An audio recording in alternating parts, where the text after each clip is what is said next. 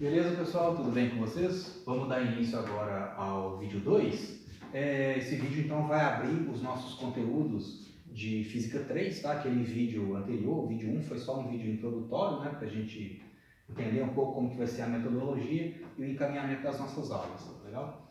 Agora sim, a gente dá início ao capítulo de termodinâmica. Nós vamos ficar vários vídeos nesse capítulo, tá legal? Na verdade, a Física 3, aqui na Física 3, né? Quais que são os conteúdos que a gente vai tratar?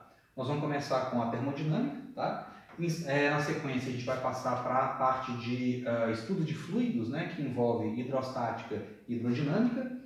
Depois, na sequência, já na parte, na terceira e última parte do curso, a gente vai estudar o capítulo de ondulatória e a ótica geométrica. Vamos fechar o curso falando um pouco de ótica geométrica, tá legal? Mas então, nessa primeira parte, a gente vai se ocupar da termodinâmica, tá legal? A termodinâmica, pessoal, também chamada de física térmica, é o ramo da física que vai tratar, essencialmente, né, das trocas de energia entre os corpos, tá? Seja através de processos térmicos, envolvendo troca de calor, né, ou seja através de processos mecânicos, né, realização de trabalho mecânico, tá?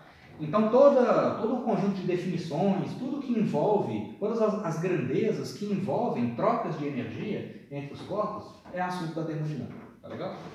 E aqui a gente tem uma diferença fundamental em relação à Física 1 e à Física 2, que é o seguinte: os sistemas físicos que a gente vai tratar a partir de agora, substâncias sólidas, líquidas e gasosas, esses sistemas envolvem uma quantidade muito grande de partículas, tá? Ao contrário do que a gente fazia lá na Física 1 e na Física 2, né?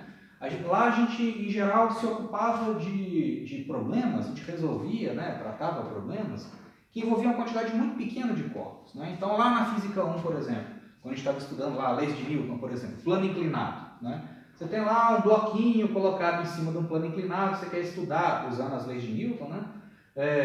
Você quer determinar, por exemplo, o tempo que esse bloquinho demora para descer aquele plano inclinado. Com qual velocidade aquele bloquinho vai chegar no final do plano inclinado? Ou lançamento de projéteis, perguntas desse tipo que a gente respondia. A gente aplicava as leis de Newton, aplicava as equações da cinemática para estudar o movimento dos corpos, né? Essencialmente era isso que a gente fazia. Aí lá na Física 2, um problema típico, né, que a gente resolvia. Suponha uma carga elétrica positiva viajando numa região onde você tem campo magnético. E aí eu quero estudar o movimento dessa partícula. Essa partícula vai sofrer ação de força magnética, vai sofrer ação de força elétrica, se eu tiver campo elétrico, né, na região, e eu quero estudar o movimento dessa partícula, né?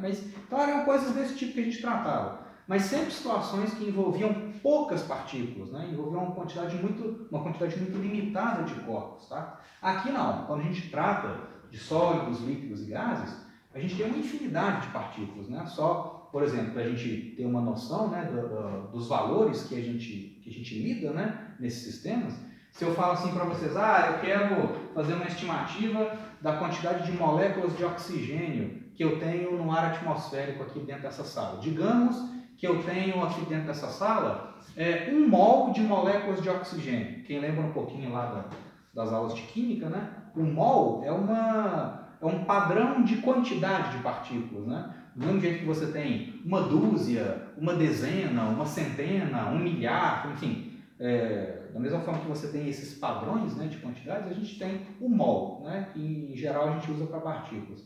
1 mol de partículas, 1 mol, né, escrever aqui no cantinho, 1 mol de moléculas de oxigênio, por exemplo, significa aproximadamente, né, 6 vezes 10 elevado a 23 moléculas de oxigênio, tipicamente, né, no interior aqui dessa sala. Gente, 6 vezes 10 elevado a 23 é muita partícula, é muita coisa, né? 10 elevado a 23 é um número gigantesco.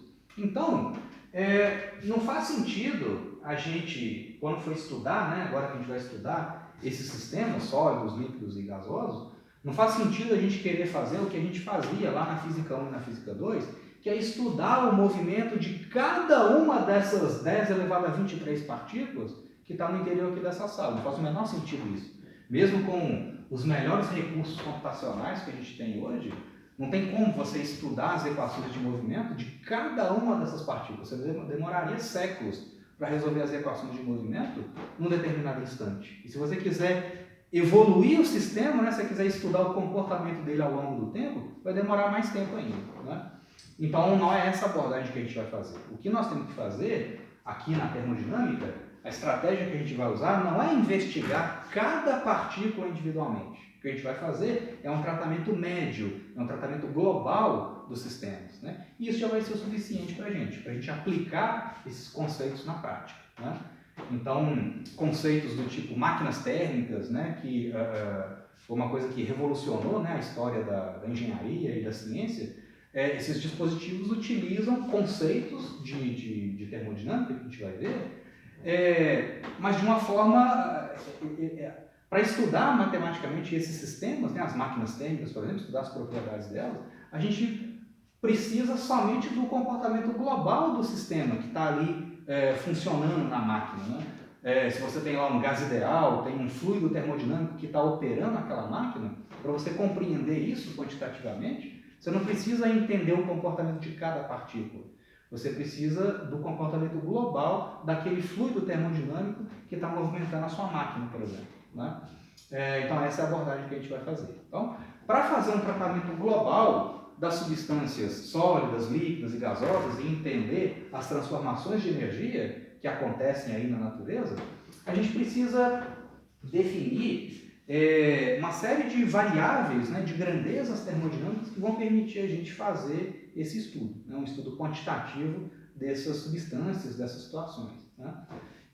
E a grandeza mais fundamental que a gente vai tratar a partir de agora é a temperatura. Tá? Então nós vamos começar por ela. Nesse vídeo a gente vai estudar a definição de temperatura e vamos estudar algumas escalas termométricas, né? Ou seja, escalas de medida de temperatura. Tá? Então a temperatura é uma grandeza física bastante intuitiva, né? A gente meio que já nasce sabendo o que é temperatura. Né?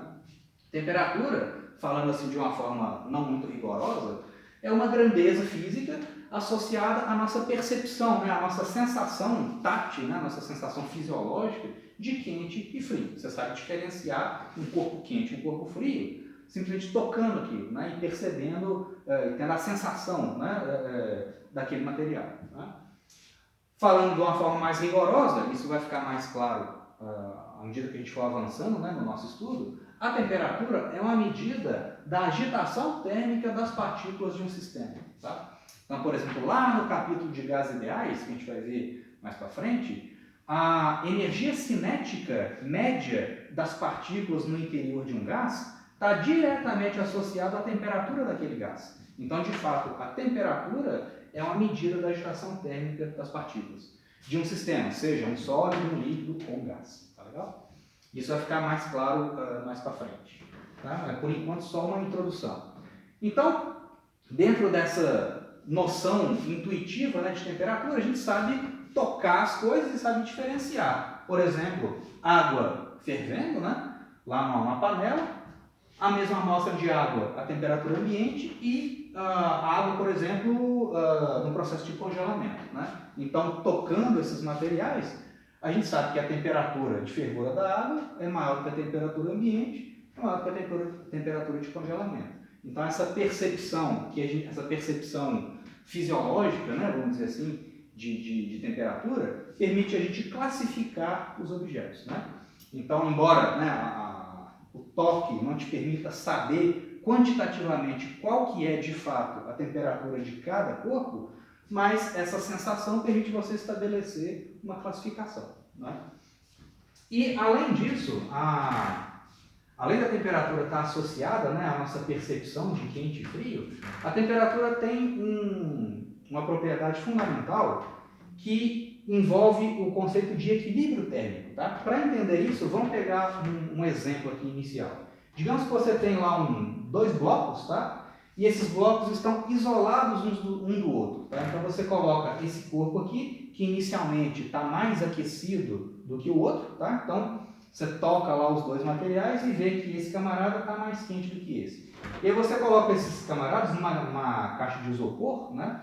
E você isola, né? Você coloca aqui um isolante térmico de forma a impedir trocas de energia entre esses dois corpos. Tá? Então, inicialmente, T0A, temperatura inicial do corpo A, é maior que a temperatura inicial do corpo B. Aí você chega e retira, você mantém esse isolamento externo, mas retira esse isolamento interno e coloca os dois corpos em contato térmico um com o outro. Tá legal? O que a gente percebe na prática é o seguinte: quando você coloca esses dois corpos em contato, ao longo de um certo tempo, ou durante um certo tempo, vai haver uma troca de energia através de vários processos, né, que a gente vai estudar: condução, convecção e radiação, né, são processos de troca de energia. Através de algum processo, esse corpo A, que está mais aquecido, ele vai fornecer energia para o corpo B, vai absorver energia. Né? Então vai haver um fluxo de energia, que a gente apresenta por essa letra Q, né, que é o símbolo que a gente usa para calor trocado. Né? A gente vai falar de calorimetria também mais para frente. Então, enquanto TA é maior do que TB, enquanto o corpo A está mais quente do que o corpo B, vai haver essa troca de energia. Né? O fluxo é sempre do corpo mais quente para o corpo mais frio. Tá? Aí, até chegar num certo instante, onde as temperaturas finais se igualam. Né? O corpo A vai resfriando, o corpo B vai aquecendo, até chegar no momento onde as duas temperaturas são rigorosamente iguais. Quando isso acontece, a troca de calor cessa entre os corpos. Tá? Essa condição aqui é que a gente chama de equilíbrio térmico. Então, falou de equilíbrio térmico, automaticamente tem que vir na sua cabeça igualdade de temperaturas, consequentemente, ausência de troca de calor entre eles. Tá? Então, a troca de calor só existe quando há uma diferença de temperatura entre os corpos. Tá bom? E aí, dentro disso, a gente define a chamada lei zero da termodinâmica. A gente usa essa expressão, né, lei zero, porque a gente vai estudar a primeira lei e a segunda lei. Né? A primeira lei da termodinâmica envolve o princípio de conservação da energia, e a segunda lei da termodinâmica envolve o conceito de entropia de um sistema. Tá? Então, a lei zero é porque ela é a mais fundamental. Né? Ela fundamenta toda a termodinâmica. Por isso esse nome, né, para dar um destaque. Né? Lei zero da termodinâmica é a base de tudo. Né? Ela é bastante óbvia. Né? Ela anuncia o seguinte: se você tem dois corpos, A e B, que estão em equilíbrio térmico entre si, e também estão em equilíbrio térmico com um terceiro corpo, C, né? Ou seja, se A está em equilíbrio térmico com B e B está em equilíbrio térmico com C, então necessariamente A, B e C estão em equilíbrio térmico. Tá? É um enunciado bem, ele parece meio bobo, né? meio óbvio. Se A está em equilíbrio térmico com B, as temperaturas são iguais. Se B está em equilíbrio térmico com C, as temperaturas deles são iguais. Então, as três têm que ser iguais. Então, assim, parece que é um enunciado meio desnecessário, né? Mas, na verdade, esse enunciado, né, a lei zero, não é desnecessário porque esse princípio te permite medir temperaturas de um corpo em comparação com outros corpos. E é assim que a gente constrói escalas de temperatura, que é o que eu vou falar a partir de agora. Né? Então, quando você vai construir uma escala termométrica, você estabelece alguns padrões, alguns pontos de referência. Por exemplo, temperatura de fervura da água, temperatura de congelamento da água. São pontos de referência e você mede a temperatura de outros corpos a partir desses valores de referência. Né? Então, a lei zero, ela basicamente, o enunciado lógico dela é esse. Você consegue medir temperaturas a partir de outras. Né? Então, você consegue estabelecer um padrão e medir outras temperaturas a partir dele. Tá? Então, dentro disso, a gente constrói, a gente tem alguns dispositivos que permitem, então, fazer essa medida quantitativa agora de temperatura, tá? Porque essa percepção manual que a gente tem, né, de quente e frio, ela só te permite, no máximo, fazer uma classificação dos corpos, né, do mais quente para o mais frio, ou vice-versa. Né? Mas essa sensação tátil, ela não te permite fazer uma medida precisa, uma medida quantitativa dessa grandeza física chamada temperatura. Para fazer isso, a gente precisa definir, a gente precisa inventar alguns dispositivos e calibrar esses dispositivos. Né? E ou seja, construir escalas graduadas para a medida de temperatura. Né? Então, esses dispositivos são os termômetros. Até uma infinidade de termômetros que a gente acha aí, aí no comércio, né? Digitais, analógicos, né? Enfim. Talvez o mais comum, pelo menos assim, até há um pouco tempo, né? O que a gente mais usava eram os termômetros de mercúrio. Né? Basicamente, todo mundo já deve ter visto. Né? O que é um termômetro de mercúrio? É simplesmente um tubinho capilar, né? Um tubo bem fininho de vidro, né? Que dilata muito pouco, tá bom? Feito de um material que dilata muito pouco. E você preenche parte, né, desse vidrinho lá com mercúrio. Né? Aqui é interessante que, embora os livros, né, sempre desenham o mercúrio de vermelho, mas na verdade o mercúrio ele é cinza, né? Ele não é vermelho. Mas aqui a gente coloca o vermelho só para destacar. Né? Então, um termômetro desse tipo, ou de outros tipos, né, que eu vou explicar também, um termômetro é um dispositivo que vai utilizar a propriedade física de uma substância dentro de uma escala graduada. Então, por exemplo, no caso aqui do termômetro de mercúrio, a sua referência é a altura da coluna de mercúrio. Quando você aquece uma substância, né, você aquece um termômetro desse tipo, o que vai acontecer? O termômetro, o líquido, ele vai dilatar. Né? A gente vai falar de dilatação térmica nos próximos vídeos. Tá? Então, quando você aquece o mercúrio, ele dilata. Quando ele dilata, né, ele aumenta o volume, o que vai acontecer com essa altura dessa coluna de mercúrio? Ela vai subir dentro do tubo capilar. Por outro lado, se você resfria essa amostra, né, se você resfria esse termômetro, o mercúrio vai contrair. Ele vai ficar menos agitado termicamente, ele vai contrair, vai diminuir o volume, né? Então essa altura vai descer. Então você mede a altura da coluna de mercúrio dentro de uma escala graduada. Como que você constrói essa escala graduada? Eu vou falar daqui a pouco, né? Usando alguns pontos de referência. Por exemplo, temperatura de fervura da água e temperatura de congelamento dela. Tá? Você estabelece alguns pontos fixos e mede outras temperaturas a partir delas, tendo elas como referência. Né? Então, esse é um tipo de termômetro. Né? Um outro termômetro é o chamado termopar. Esse aqui já é mais comum. Né? Esses termômetros digitais, né, que a gente acha, na verdade, esses aqui estão substituindo esses. Né? Em farmácia, hoje em dia, se não me engano, você não acha mais desses. Você acha são os termopares. Tá? Basicamente, qual que é a ideia de um termopar? Isso aqui é só um esboço, tá, gente? Isso é bem tá aqui colocado de uma forma bem simplificada. Qual que é a ideia física? Né? Você tem um material condutor, né? uma chapa lá metálica, e aí você coloca, digamos, né? a ponta desse termopar em contato com um objeto aquecido, por exemplo. Bom, se esse camarada aqui é uma chapa metálica, né? Um corpo metálico, ele tem elétrons livres. Quando você aquece essa parte aqui do seu termômetro, esses elétrons livres vão se agitar termicamente, vão colidir uns com os outros. Então, você vai ter um fluxo resultante de elétrons da parte mais quente para a parte mais fria. Né?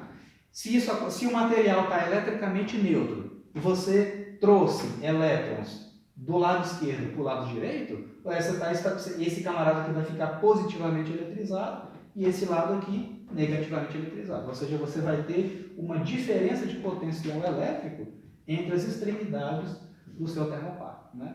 E aí, na hora de construir, né, o termômetro, o fabricante lá ele estabelece uma calibração, diferença de temperatura, diferença de potencial em função da temperatura. Né? Isso quem faz é o fabricante. Né? Ele faz várias medidas de temperatura usando alguns padrões, né? Por exemplo, de novo, temperatura de fervura da água e de congelamento, e aí fazendo várias medidas de DDP, diferente de potencial, você consegue calibrar essa relação em função da temperatura, né? Ao V em função de T. Tá? Então isso te permite, como diferente de potencial é uma coisa facilmente medida, né? Você consegue construir um dispositivo digital. Né? Então ele é mais preciso do que os de mercúrio. Então esse é um segundo exemplo. E um terceiro exemplo, de novo é um termômetro mecânico, né? Eu chamo de termômetro de mola. Esse aqui não é muito comum a gente ver, é mais comum a gente ver em laboratórios. Né? Qual que é a ideia do termômetro de mola? Você tem uma molinha enrolada, tá? Em torno de um eixo, tá? E a extremidade dessa mola está conectada num ponteiro.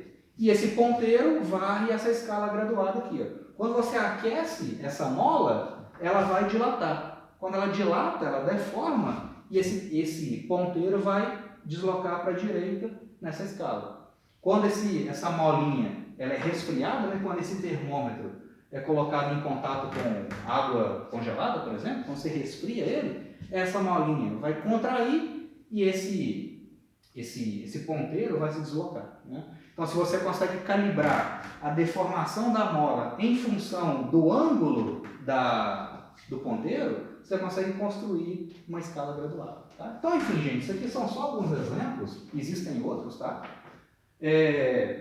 São exemplos de termômetros.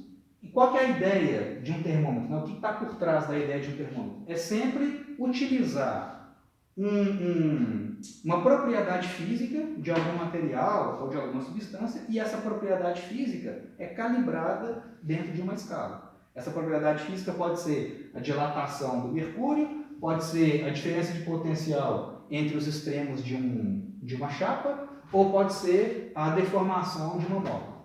Tá legal?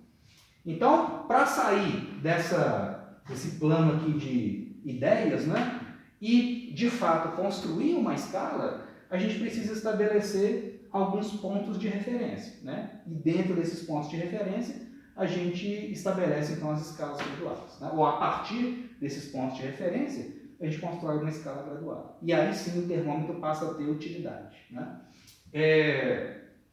Então, aqui nesse vídeo, a gente vai estudar três tipos mais comuns de escalas termométricas, que são as escalas Celsius, né, que é a mais comum para a gente, a Fahrenheit e a escala Kelvin, que é a escala de temperatura, é a unidade padrão no sistema internacional de medida de temperatura. Aí vamos definir essas escalas e aprender a converter de uma para outra. Tá legal? Vamos fazer isso aqui.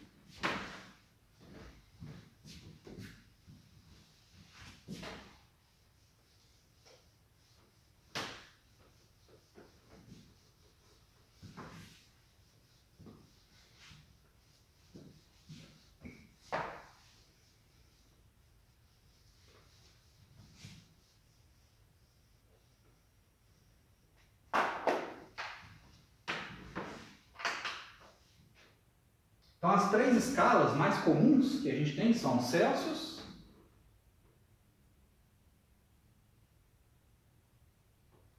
a escala Fahrenheit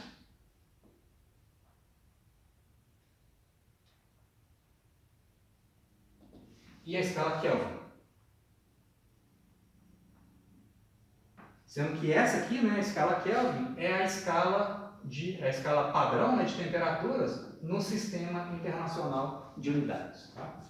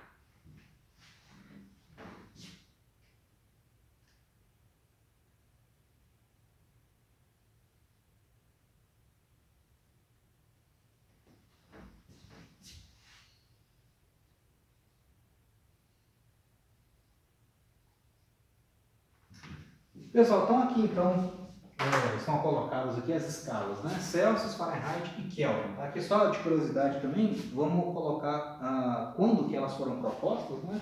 A escala Celsius, proposta a escala Kelvin foi proposta em 1848.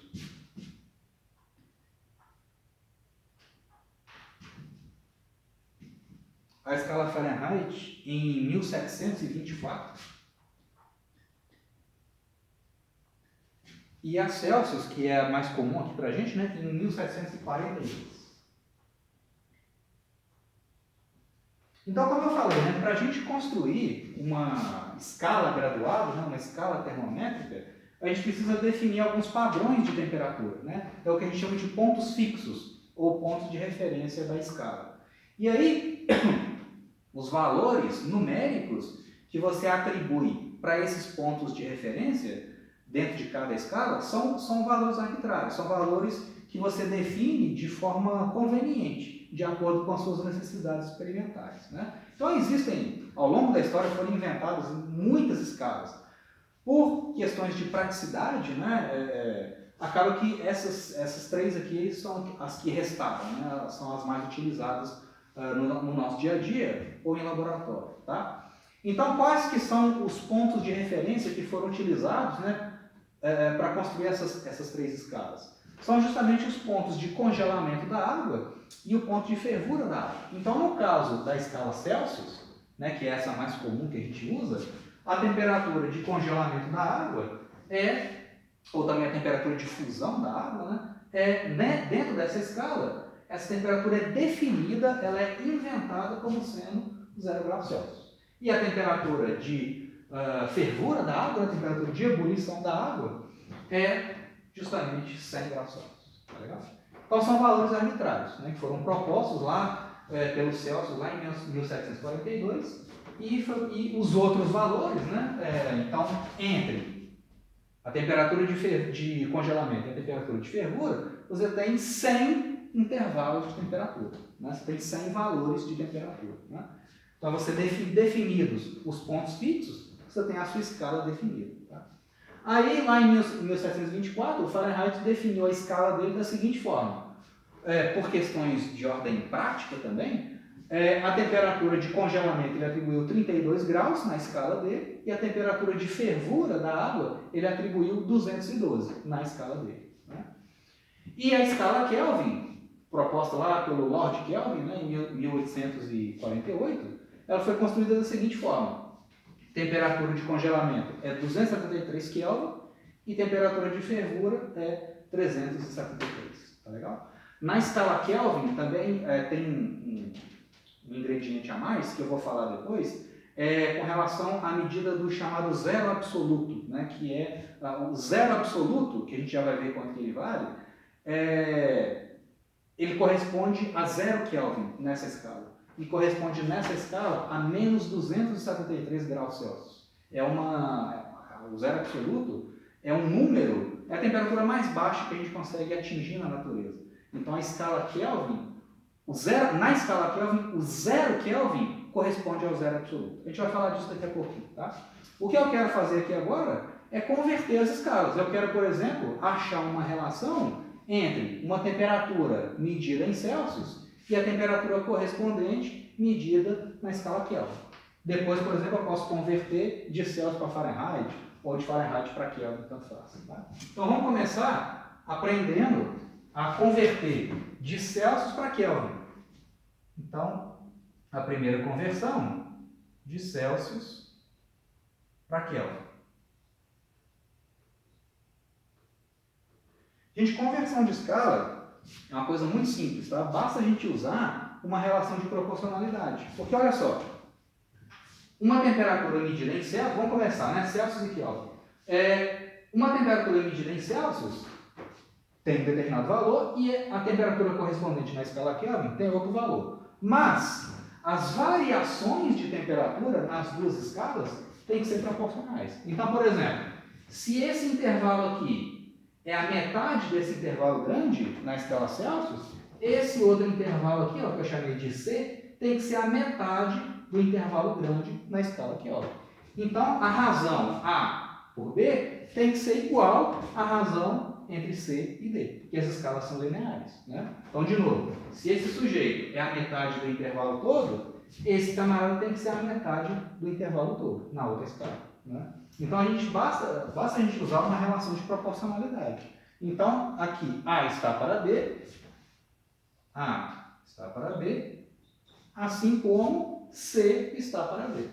Isso te permite converter qualquer par de escalas, te permite relacionar qualquer par de escalas. Tá? Então, aqui, por exemplo, quem que é A? É TC menos 0, né, que é TC, temperatura na escala Celsius, dividido pelo intervalo inteiro, que é 100. Isso é igual a T, em que esse intervalinho aqui, ó, TK menos 273,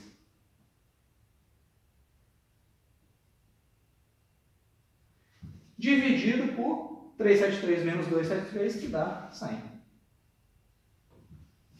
Então, né, multiplica os dois lados aqui por 100, vai cortar aqui. O que eu tenho? Que uma escala, uma medida de temperatura em Kelvin, T medida em Kelvin, é igual a temperatura medida em Celsius mais 273.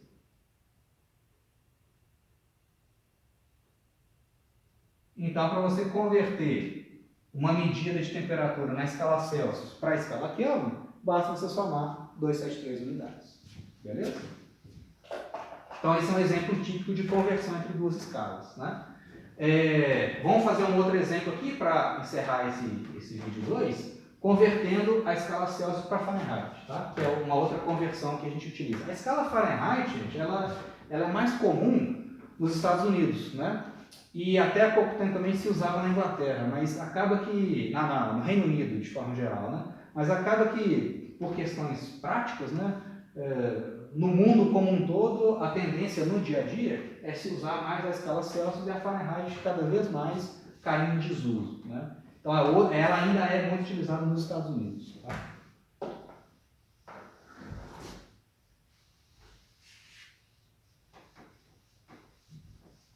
Então, vamos aprender aqui, gente. Vamos converter agora da escala Celsius para Fahrenheit.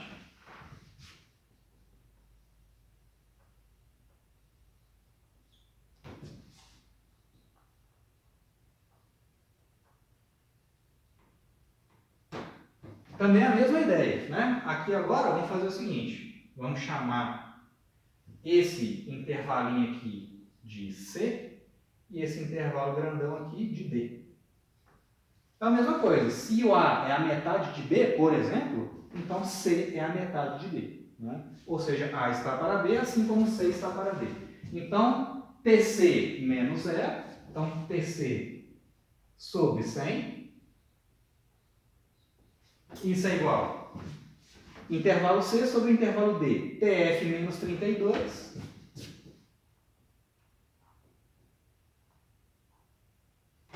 dividido por 212 menos 32, dá 180.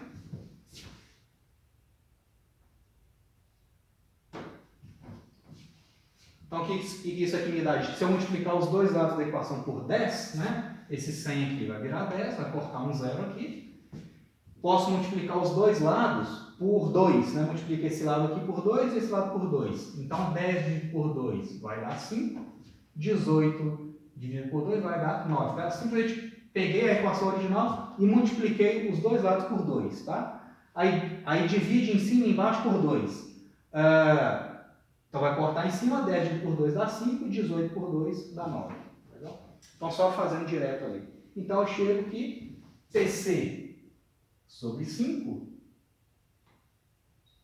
é igual a TF menos 32 sobre 9.